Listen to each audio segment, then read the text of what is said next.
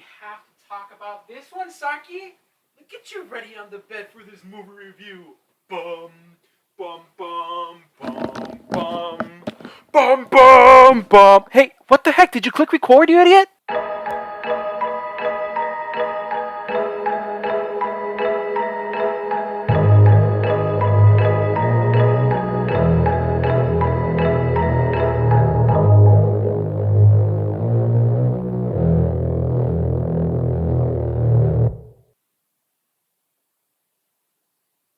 What is going on, everybody? Wow. Wow, wow, wow. That is all I have to say. Welcome back to another movie review. We are going to be talking about the Batman. Holy cow. I mean, if I were Robin back with the Adam West, this would be one of those holy guacamole, Batman. You know, one of those pow moments. This movie, I don't even know where to begin. I just saw this movie. Unfortunately, it's kind of bittersweet because I was supposed to watch this movie with my loving girlfriend, but she wasn't able to make it to the movie. She had some other things to do, so I had to go watch it alone. But hey, I sat next to this pretty cool coach. He's just as big of a Batman nerd as I am. So when it comes to superheroes, you know who my favorite superhero is, and it goes in this order. There's top three. Number one spot. Let's all say it together. Spider-Man. Yeah, there you go. Number two is Superman, and number three is Batman. It's not saying that any are less than the other, but Spider-Man is much, much higher on the list than the other two. But anyways, whenever it comes to superhero movies, I always want the directors, the filmmakers to do justice to these films. And funny enough, because justice was served to this Batman movie, I did not know I wanted this Batman movie. This movie, I loved this movie. There was so much I want to talk about. From the score, the music, it was beautiful. From the imagery, the shots that were taken. I mean, you could paint those. Those could be sold and for millions of dollars. Man, I mean, this movie is going to make a lot of money. It is a great, great movie. And the acting is it's fantastic. They blew it out of the park. This, again, everybody, is just my opinion for this movie. I know everybody else is going to have their own opinion on this Batman movie. But to me, I don't have any issues with it. I'm trying to think of a moment in the theater where I was bored, where I, couldn't care less, where I was just, looking at the clock trying to figure out when is this movie over. No, I was engaged the entire time for this film. I did have to take a pee break because this is a long movie, but it deserves to be this long. The length of this movie, it's nearly 3 hours. I mean, might as well call it 3 hours. It was perfect. It was fantastic. I really love this movie. Now, this movie, I don't think it could have been done without the casting of Robert Pattinson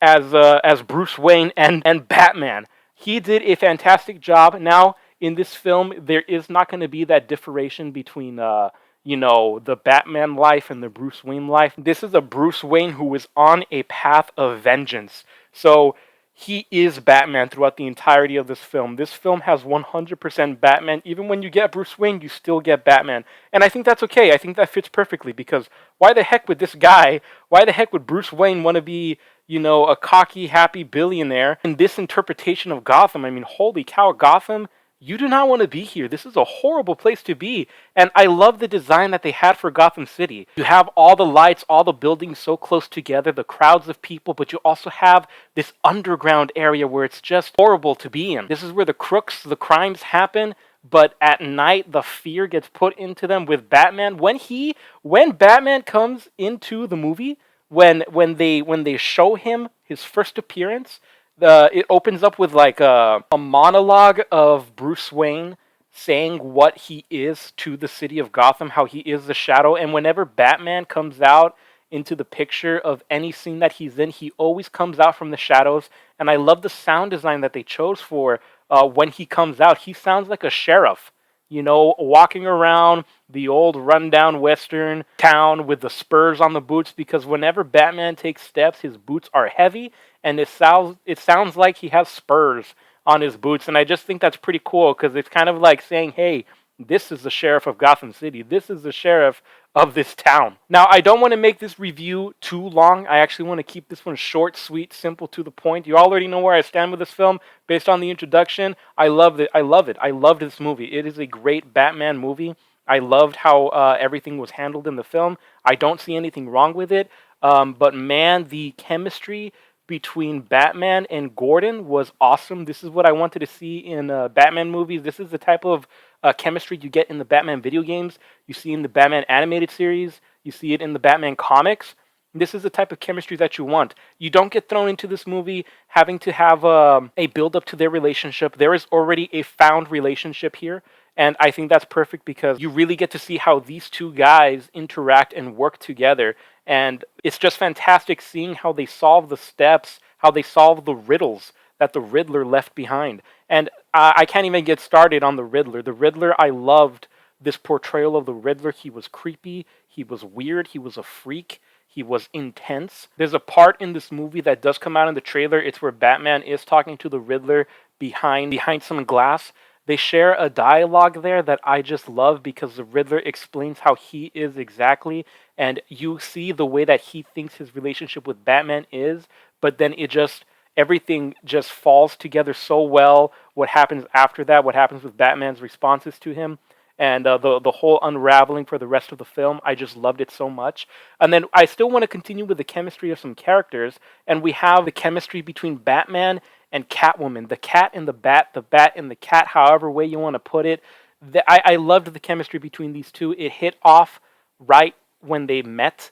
It seems like they knew each other before, but this movie delved even deeper into them getting to know each other, and you get to see their relationship be complicated and grow throughout the rest of the film. For this being a 3-hour-long movie, I think it was done just right because every single character in this movie felt like they played an important role. Nobody felt shoehorned in there. Everybody had enough time to breathe when their characters came out. They were fully developed. It was kind of reminding me of, you know how when you watch those Netflix shows or those Marvel shows that are on Disney Plus, how you have these hour-long episodes for character development. I think this 3-hour Batman film really served its purpose on getting that character development for these characters with the time that was given to them. It was just fantastic. I need to open up a dictionary, come up with new words because I use amazing, love, fantastic all over and over and over again. But I promise everybody, the longer I go on with my movie reviews, the more I'm going to be able to express myself a little bit more on how I feel about,